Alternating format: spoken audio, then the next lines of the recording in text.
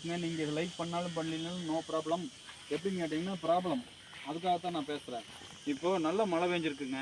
மழை பெஞ்சிருக்கும்போது பார்த்தீங்கன்னா கரையிலேயே பார்த்தீங்கன்னா இப்போது 4 அடி குழி. இங்கே பாருங்கள், நாங்கள் 3 பேர் நிற்கிறோம் பார்த்தீங்களா. இப்போ நம்ம ஆர்வ கோளாறில் சுற்றி பார்க்க வந்துட்டா அப்படி இப்படின்னு சொல்லி இது நாங்கள் சுற்றி பார்க்க வந்துட்டதில்ல, உங்களுக்காக வந்திருக்கிறோம். அங்கே பாருங்க, ஹில்ஸ் பாருங்கள், நல்லா அட்டகாசமான பிளேஸ் தான். நல்லா இருக்குது. திருமூர்த்தி மலை தான், வேறு எங்கேயும் இல்லை. அருமையாக இருக்குது. இப்போ மழை பெஞ்சுங்க 2 நாளாக நல்லா அரிச்சு 4 அடிங்க. கரையிலேயே 4 அடி மண் அரிச்சுக்கு. இந்த மண் பூரா தண்ணியில் தான் இருக்குங்க, தண்ணியில் தான் இருக்குது.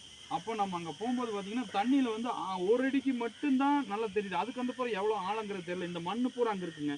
நீச்சல் தெரிஞ்சாலும் தெரியலினாலும் அதில் வந்து நம்ம சேத்துல வந்து கால் மாட்டிட்டு நீச்சல் தெரிஞ்சாலும் வர முடியாது. அதுக்கப்புறம் மண் எடுத்திருக்காங்க, அங்கங்கே லாரி வச்சு மண் அள்ளியிருப்பாங்கன்னு நினைக்கிறேங்க.